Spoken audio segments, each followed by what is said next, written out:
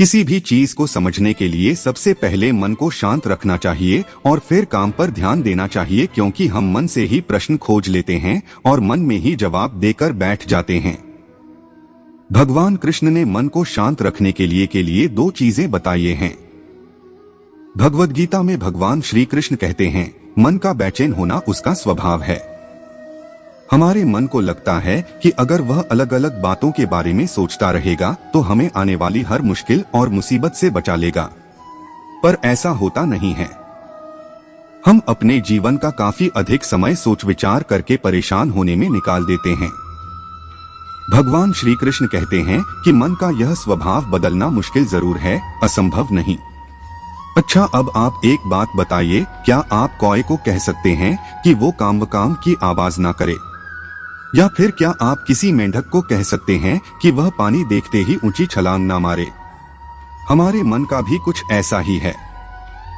जीवन में कुछ भी होता है, अच्छा या बुरा, हमारा मन उस पर काम करने लगता है। काम से मेरा मतलब है चिंता करना, व्याकुल होना।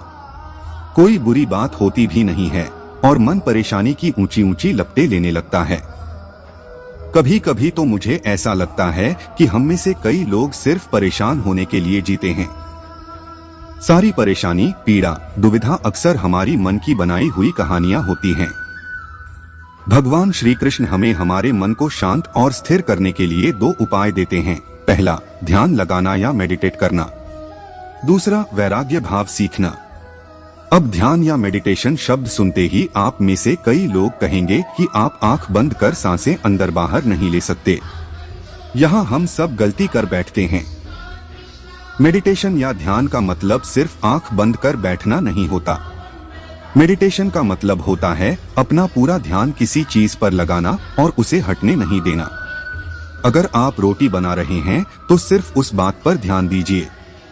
अगर आप पिक्चर देख रहे हैं तो अपना पूरा ध्यान पिक्चर पर लगाएं। यह मत सोचिए कि पिक्चर देखकर आप अपना कितना वक्त बर्बाद कर रहे हैं। जब आप जीवन के हर छोटे बड़े काम को पूरे ध्यान से करते हैं तो आपका जीवन ही एक मेडिटेशन बन जाता है। ऐसे जीवन में शांति, स्थिरता, साहस और सफलता का होना अनिवार्य है। वैराग्य भाव दूसरा उपाय। वैराग्य का अर्थ यह नहीं कि आप सब कुछ छोड़कर जंगल में जाकर बैठ जाएं।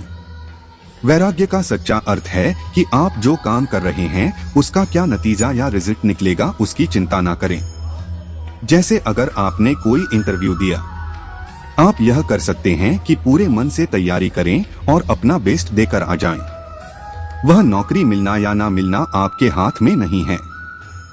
इस नतीजे के पीछे अलग अलग चीजें हैं जो आपके बिल्कुल कंट्रोल में नहीं। तो जिस चीज के बारे में आप कुछ कर नहीं सकते उसके बारे में चिंता भी ना करें।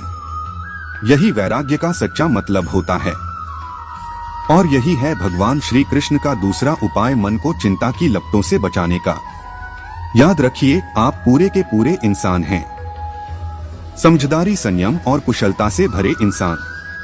आपका मन जब भी कौए की तरह अलग अलग बातों पर आपको परेशान करने लगे तब अपने मन को भी प्यार से समझाइए और शांत कर लीजिए।